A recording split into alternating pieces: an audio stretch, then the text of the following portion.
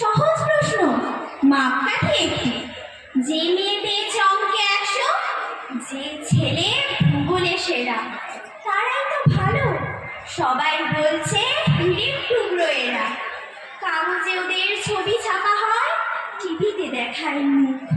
ওদের জন্য আমারও তো ভাই আনন্দে ভরে বুক।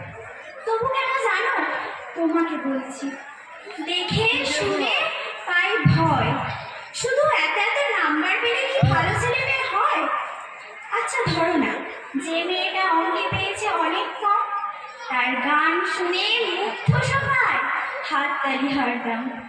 ওই যে ছেলেটা পাশ করে গেছে এবারেও টেনে টুনে, বলবে কি ভাই আমরা অবাক ওর আবৃত্তি শুনে। নাটকেও নেশা আছে খুব, পরের বিপদে ছোটে। পাড়ার থেকে বাংলায় নাকি 30 পেয়েছে মনে, কিন্তু মেয়েটা খেলাধুলাতে 10 খানা গায়ে নামে। সত্যিই বলো তো, তুমিও বলবে না নয় কেউ দামি? চাই যে অনেক ইঞ্জিনিয়ার, চাই আরো ডাক্তার, পাশাপাশি চাই শিল্পী, খেলুড়ে, স্নেহময়ী সিস্টার। কম নম্বর পাওয়া ছেলেটাই কারিগর বলে আজ দেশটা গড়তে ওরও হাতে দেখো কত দরকারি কাজ। পরের দুঃখে কাতর জেমে মুক্তি করেছে কালো।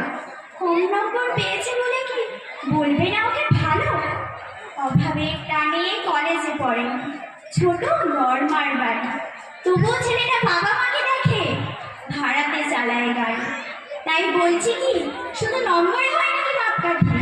ভালো ছেলে মেয়ে বলতে কি ভাই, মানুষ চাইছে ভাই। নমস্কার।